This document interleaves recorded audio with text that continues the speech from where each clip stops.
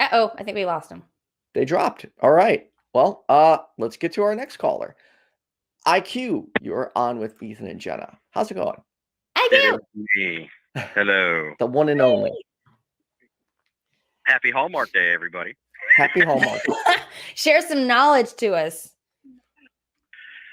Oh, see, I make that joke as it being a Hallmark Day, and it pretty much is because it's been glorified. Just the same thing, where they just took Christ out of Christmas and now it's about presents. The same thing. It's just taking something and just marketing it. Yes. But you don't have to look at it that way.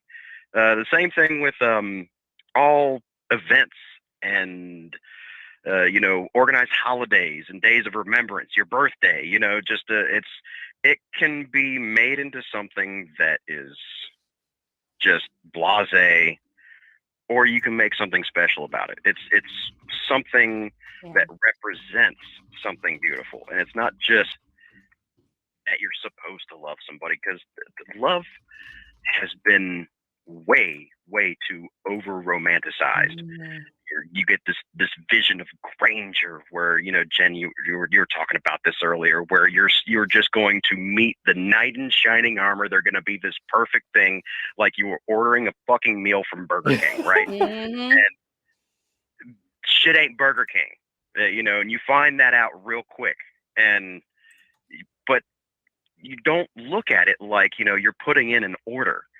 Yes, there's certain aspects that you like to find out about people. There's things that you want. You need to be compatible with somebody, but there's a certain checklist of things that need to be there, and there's certain things that you need to be like fluid on. Right. Because what you're celebrating is all of our individualities. If you want a robot, I'm sure technology has came a fairly long way with AI and sex robots and whatnot, and I'm not going to kink shame somebody. If they want to do that, that's their thing. Do your thing. But you are dealing with a human being. They're going to have some what you consider to be flaws. Yeah. But they're going to cause strengths in other areas. You need to celebrate this person for who they are. And you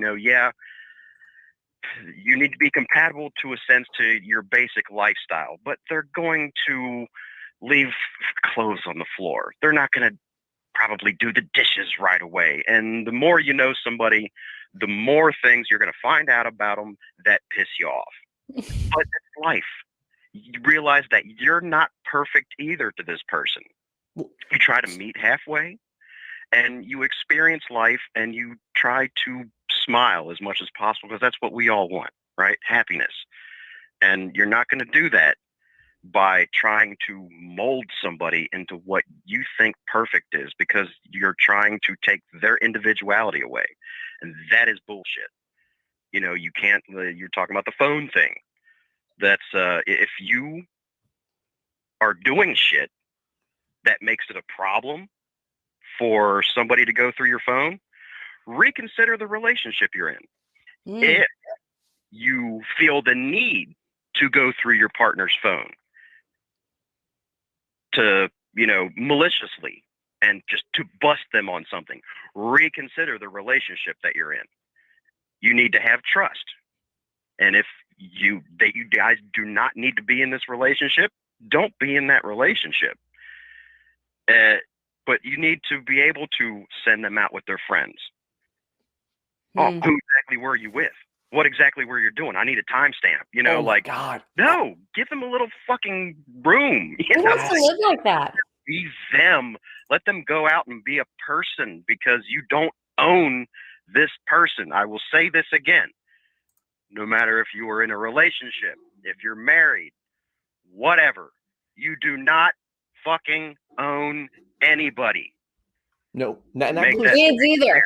I want to expand on that real quick, IQ. That includes children and pets. I have heard countless people, well, they're mine, they have to do what I say. No. You don't own them. Children are not your iPhone. Pets are not something you just, look, this is mine. No. They are independent, conscious beings. And that's where, we got into consent and cats. Be aware, don't take what I'm about to say too seriously. There is a level of humor applied to it. But I did make a status that said, I don't like trust people who don't like cats. And usually they're like bad in relationships because they want the cat to do what they want it to do, as opposed to just letting the cat be themselves. And oftentimes people do that in relationships. Well, you need to do this. You need to, I don't need to do shit. And like at all, like you don't own me. And anytime I do, if I'm ever in a relationship with somebody that attempts to make me do things I don't want to do, it's not happening. And it's almost rest assured. And this is actually something I need to work on emotionally, because it's one thing, you know, again, Puck pointed this out to me. I guess I shouldn't, sorry, but he did, is there's so many times because my expression was stifled for so long that even someone just a little bit possibly making a suggestion at times can make me like, nope, you're not putting me in this box. I'm doing what I want. And that is something I need to work on, because it's a trigger for me, because I've been used to people telling me not to do things. So when I hear that, I shut down and I'm like, nope, it's my life. I'm doing what I want to do. As long as I don't hurt anybody. And that is one of the most important things, is before you have a successful relationship with somebody else, there's somebody that you need to have a good relationship with. And I'm not going Freudian here. This is the relationship with yourself. Know yourself. Know what you want.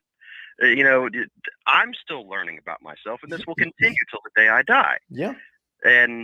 But establishing that relationship, knowing what triggers you, knowing what you can tolerate, knowing what you find completely intolerable, and setting those boundaries with yourself, and understanding that is very important with establishing a good relationship with somebody else, because you know where your flexibility is. You know what you can let go. You know what you need to stand firm on, because it's something that's just you. But this isn't something that you can necessarily just already know. This is something that sometimes you have to be in a relationship in order to learn. It's not intrinsic knowledge one bit. Right. Like I said, it's a lifelong, it's a journey.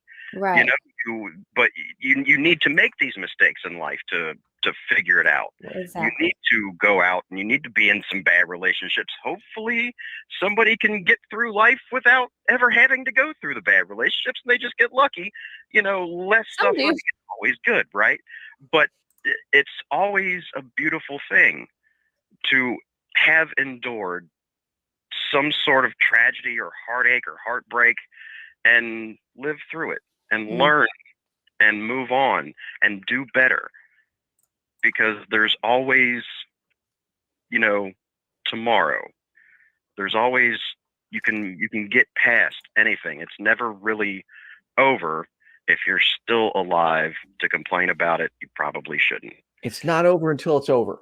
But You know, we got a minute or two, and then we got because we got two more callers and only like 12 minutes. So Oh no, well, I'll shut the hell up then. You know, you get to those callers, because you know, I've been on hold and it sucks, and everybody's got shit to do. Jenna wanted to reply though real quick, so I'll let. Well, I was just going to say that you've got me thinking about the whole, you know, till death do us part thing, because when you make a commitment that is just blanket for the next, you know, 50 to 80 years, you know, does that leave room for honesty? Does that leave room for change? It's not stated specifically physical death. Ah. What happens when the love dies? What happens when the trust dies? So, when the understanding dies? When the effort dies? I mean, I will There's more say, to death like, than just your heartbeat when it comes to a relationship. I will say that is the one promise I made to my ex-wife that I do feel I am still upholding, is to make sure she is taken care of in the best way possible. Like I do you feel like you owe her that just because you made a promise 10 years ago, 15 years ago? I would say yes, but that's not the reason why I'm doing it. I do, just as she's my best friend, I want her to be happy, and I'm going to do things to help make her happy and be supportive and make sure she has everything she needs. But is there a part of me that in a way feels obligated? Yes, only because you know, she was one of the two people that was with me when I was at my worst, and, you know, taking care of me when I was bedridden all day. Her life was bad because of my health issues and my choices. And I personally I don't want to inflict any more damage than I feel I already have. So Mm. I want to make sure she can live her best life and has all the tools she needs available, and knows that I'm going to have her back, because I don't in any way ever want to drag her down or hold her back, because I feel like I did that for so long, which also was one of the reasons I did stay with her originally, is because I was like, I felt like I owed it to her. And Mm. we both had to learn that we just weren't good together. And